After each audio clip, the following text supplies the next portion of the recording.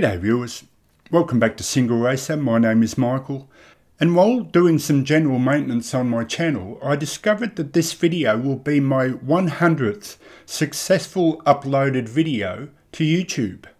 And so I immediately went through the 4 or 5 ideas that I currently have for future videos, and none of them really seemed worthy of my 100th video. At the same time, my brother did 2 things that he'd never done before, and it occurred to me that this was the perfect time to feature something that he did that I find absolutely quite amazing, and I'd like to share that with you. And so the first thing he did was recommend a new mod track to me, and that's what I'll feature later on in a race. And if you're not interested in my brother's story, which is fair enough, you can just click on the time in the description and go straight to that race. But if you can bear with me, I want to share with you something he did that I find quite extraordinary, and I'd like to explain that now. So let me just recap, as I've mentioned a couple of times before, that my brother and I get together once a month because he's very busy working for an IT company here in Australia, and we get together once a month, mainly of course to catch up and just see how each other is.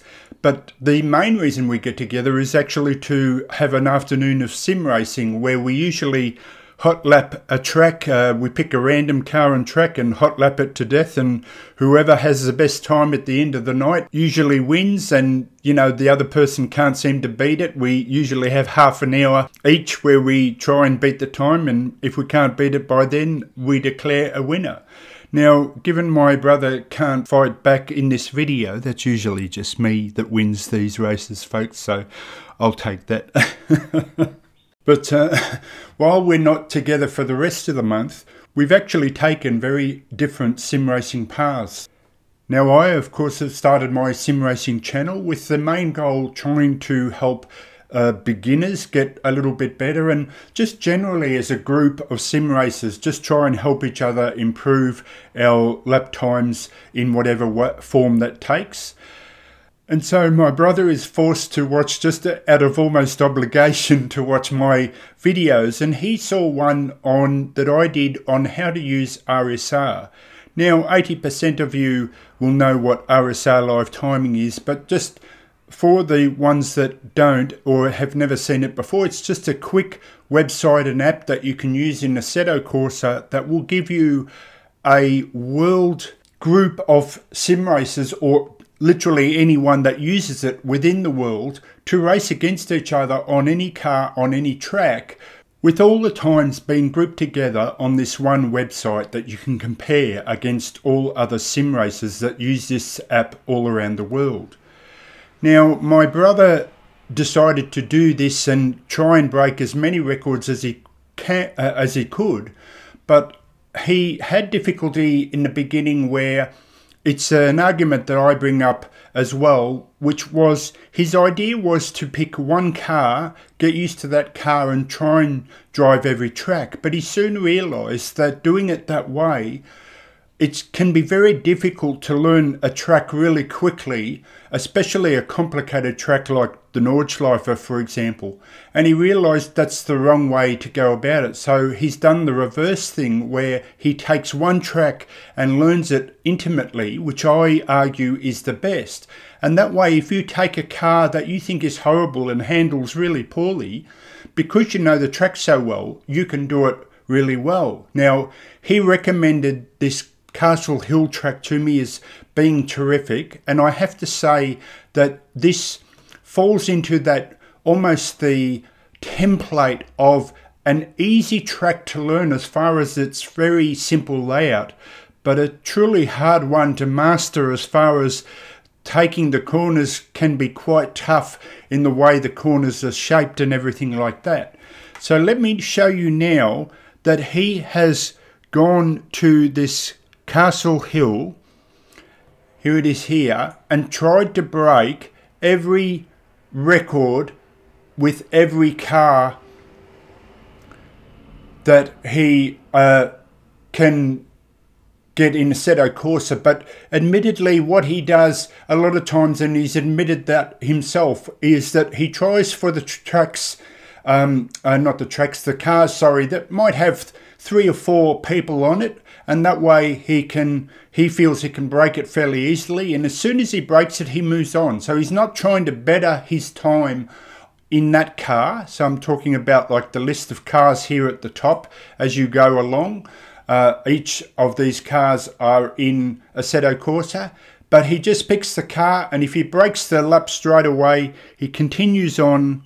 Let me just find now Castle Hill again. There it is there, and he just moves on to the next car, and he tries to break the record, the easier records first, and then he'll go back and some of the ones that have like 20 or 30 people on it, and he can tell straight away that they have names here, like this one here. I won't attempt to pronounce it, but you can see here he's got a lot of records, and then Andrew will spend more time on trying to beat this particular person. And so now let me show you this incredible record that my brother has done, and the whole reason that I'm making this video a tribute to him, because I think truly this is outstanding, especially for those people that are familiar with RSR Live Timing.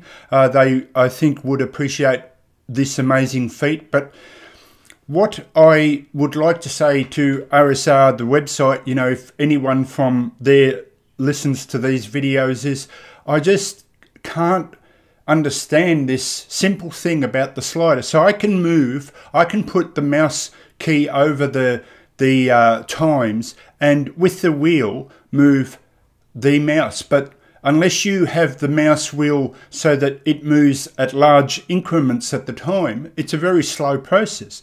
But that's great because you've got the slider here, which you can move quickly. But why on earth do you have the slider at the bottom when now if I move here, can you tell me what car this is? I can't. So you would think that logically you would go to the top where the cars are here and there's no slider. Like, fair enough, you can still use the mouse to go through, but it's such a tiring and slow process. It's like, why would you not have the slider up here anyway? I don't get that, but I just wanted to show you this incredible feat where if I just quickly go back now, so this is what I mean, to do it quick, I can do it quicker by going down the bottom, but why you wouldn't have the slider at the top is beyond me. But Andrew's also broken all the records, or most of the records for, he started with Black Cat Country, and that's another awesome track as well. So he's broken all these records, and then he moved on to Castle Hill. But if I click on his name, and for those people that don't know this, you can actually click on your name and you get a breakdown of all your record details here. So you probably have to click on it twice, and you have your record. So he was obviously on it yesterday. That's interesting.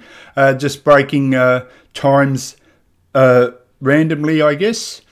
And down the very bottom you have all the stats. So there's his records, 422, which is incredible. But the record that I find the most amazing is, and here's the breakdown of all the cars used that he used to break all these records.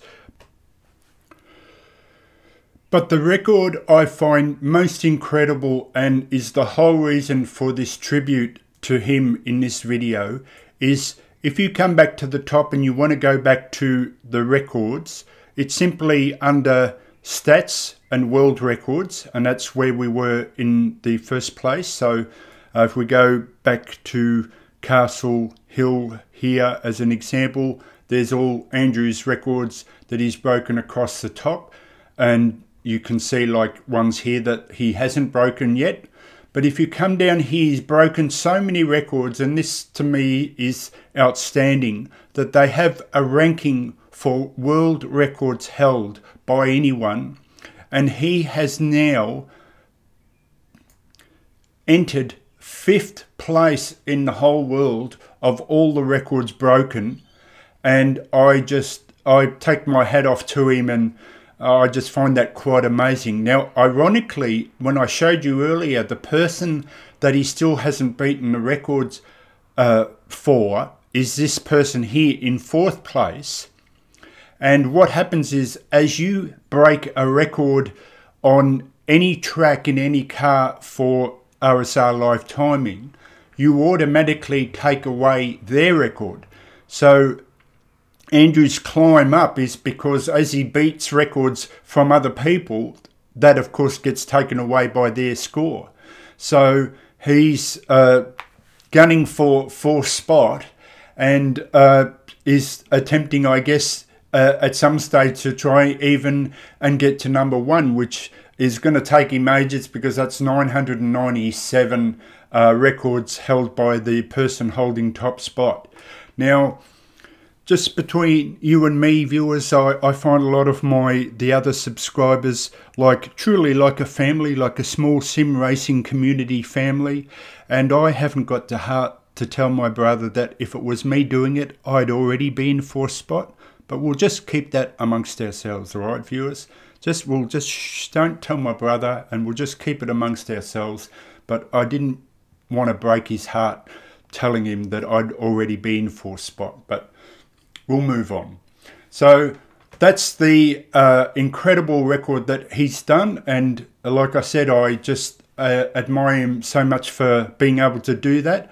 And now we'll just simply move on to his recommendation, which is Castle Hill, a mod track that you can get on Race Department, but I'll have a link for that in the description.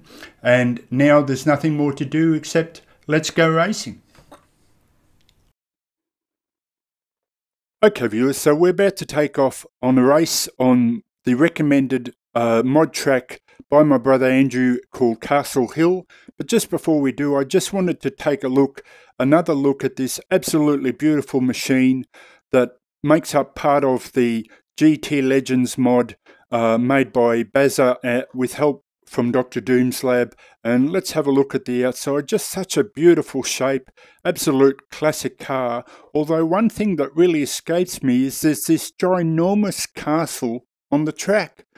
Absolutely ginormous, but I just don't see the relevance. Why would there be a castle on the track? It escapes me. Anyway, let's have a look back in the car now, and we have the unusual thing of the spare tyre in the back. They obviously weren't worried about lightness in those days.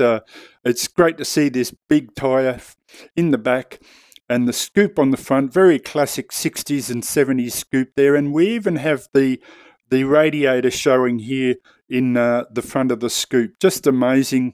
As we go back, and I'll just show you some other angles here, we can see clearly the big fat wide tyre in the background. Absolutely incredible, and the detail on that driver is just amazing. We check out the beautiful side shape there of either side of the car, and we've got the classic dials, again very 60s, 70s. But one thing I love with VR or the Oculus Rift is just the floating through objects. So I'm sitting in my chair now facing my monitor, and I'm above the glass, but as I sink down I can go through the glass and check out this tyre. And I feel like I can put my hands on either side of this tyre and lift it up. It's just incredible, that feeling, and then floating back through the windscreen, the back windscreen there like that, just incredible. So let's head off now as I find my way to the front again, and we'll head off for a race on Castle Hill. I'll catch you next time, and take it easy. Okay, see you later.